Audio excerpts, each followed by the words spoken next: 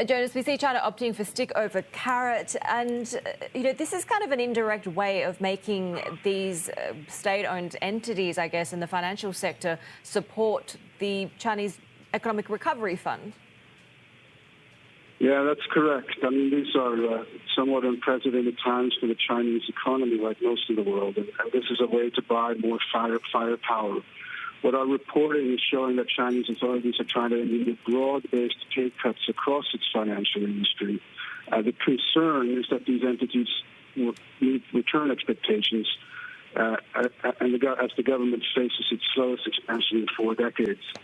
From what we're hearing, pay cuts could reach 30% at some groups on average, and this in turn, would provide more stimulus power for the government and also help the banks weather the current slowdown.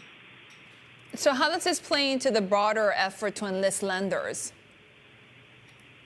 Well, the government has already put banks at the forefront of its virus response, calling them on to limit profit growth to below 10% this year to provide cheap loans, cut fees for many struggling businesses.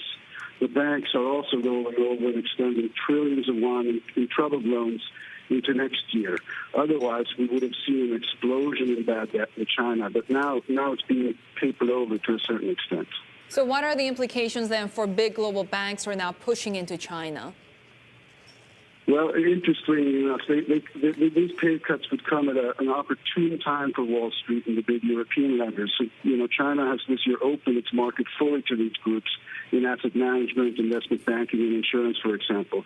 But the big hurdle for many is finding enough talent to really make a go of it. And this could certainly help the Goldman Sachs of the world, for example, in poaching some of these workers away from the big state-owned banks and other financial groups.